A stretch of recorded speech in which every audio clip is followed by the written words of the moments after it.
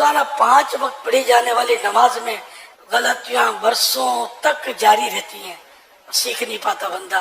تو زندگی میں ایک بار حج فرض ہوتا ہے، وہ بھی صاحب استطاعت پر، جس کے شرائط پائے جائیں. تو اب وہ کتنی غلطیاں کرتا ہوگا اور کیا کیا کرتا ہوگا. نہ سیکھنے کا رجحان ہے، نہ تربیت لینے کا خاص رجحان. سب کا نہیں ہوتا. تربیت بھی ہے تو اس میں موٹی موٹی باتیں، اس میں میدان عرفات اس تاریخ کو جانا ہے، مینا میں اتنی نمازیں پڑھنی ہے، اس تاریخ کو جانا، یہ بس چند باتیں ہوں تو اس سے یہ سمجھتا ہے کہ بس یہ حج کا میرا جدول ہے، میرا حج ہو گیا. اس میں کم از کم بندہ سیکھ کر اپنے طور پر تو مطمئن ہو کر جائے. سیکھنے کے حوالے سے کم از کم یہ کہ رفیق الحرم ہے، نہ پڑھیے تو پڑھ لیا ہوگا، وہاں پڑھیں گے جا کر. تو شروع سفر یہاں سے ہوگا، پڑھیں گے وہاں جا کر. اہم سفر ہے، مقدس سفر ہے. ذوق و شوق ہو، رقت ہو. ہوائی جہاز جب فضا میں ہموار ہو جائے تو پھر بھلے آپ نیتیں کر لیں، اور اعلان بھی ہوگا وہاں. ہوائی جہاز میں حج فلائٹ میں اعلان ہوتا ہے. عمرے والے بھی زیادہ ہوتے ہیں نا، تو میں نے نوٹ کیا کہ اعلان ہوتا ہے کہ احرام کی نیت کر لو. کپڑے احرام کے پہلے سے باندھنے ہوں گے، چادریں لپیٹ لیں. چادریں ذرا وہ اچھی کوالٹی ہونی چاہیے، کہ جو مطلب ایسی باریک باریک ہوتی ہیں کہ بعض بار رانے چمک رہی تھی، دوسرا دیکھے تو گناہ گار، اور اپنی نماز بھی نہ ہو. اگر ران چمک رہی ہے تو نماز تو ہوگی نہیں نا. 70 فرض ہے نماز میں چھپانا. تو یہ حالت وہاں بھی ہوتی ہے. پھر احرام کی چادر یوں اتر جاتی ہے تو ناف کے نیچے کا حصہ کچھ کھلا رہ جاتا ہے، یہ بھی دوسروں کے سامنے کھولنا حرام ہوتا ہے. اور اپنا بھی اکیلے میں بھی بلا ضرورت ستر کھولنا یہ جائز نہیں ہے، یہ بھی گناہ ہے. اور پھر دوسروں کو وہاں نظر کرنا یہ بھی گناہ ہے. یہ مسائل بھی ہو رہے ہوتے ہیں، کہیں رانیں کھلی ہوتی ہیں، کہیں گھٹنے کھلے ہوتے ہیں. تو یہ سارا احرام میں ہوتا ہے. کائے کو ہوتا ہے احرام میں؟ آپ پریکٹس کرو. یہ پنجاب میں، بنگلہ دیش میں، مختلف علاقوں میں تہبند کا رواج ہے.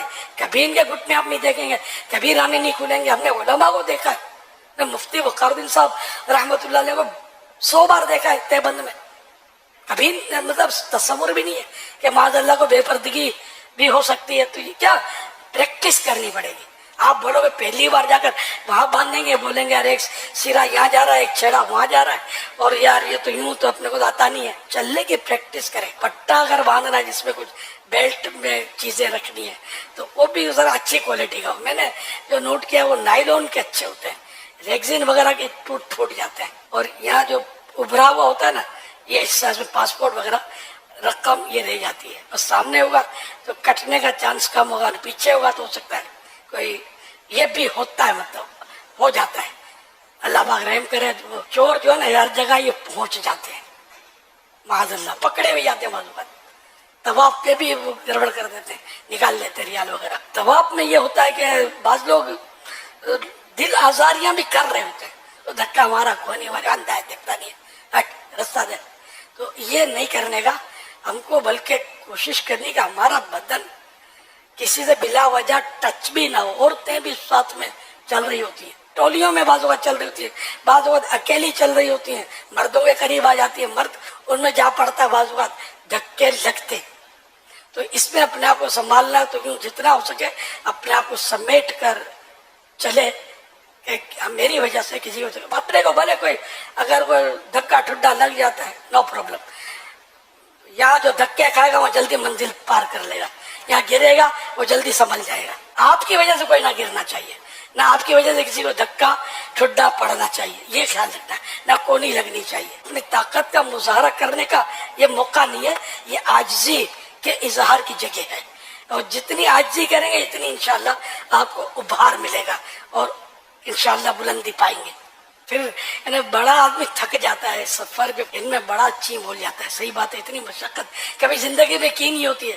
اب مسجد میں جاتے ہیں تو پھر اسکوٹر پر 4 قدم پر مسجد ہے، 12 قدم پر تو کار، پیلوں پہلے وہاں راستے روک دیے جاتے ہیں. اس لیے یہاں پریکٹس ہونی چاہیے پیدل چلنے کی، ورنہ وہاں روزانہ کئی کلومیٹر پیدل چلنا پڑتا ہے.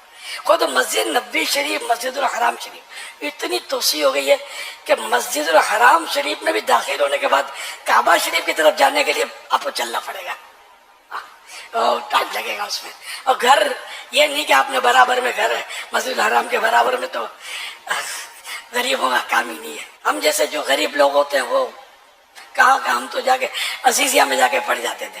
عزیزیہ پتہ نہیں کتنے میل دور ہے، تو ٹیکسی وغیرہ میں آنا مطلب دور تھوڑا کشادہ جگہ ملتی ہے اور کرایہ بھی کم ہوتا ہے، لیکن ظاہر ہے کہ اس کو بھی سچکانا پڑے، اس کو یہ کیسے کریں.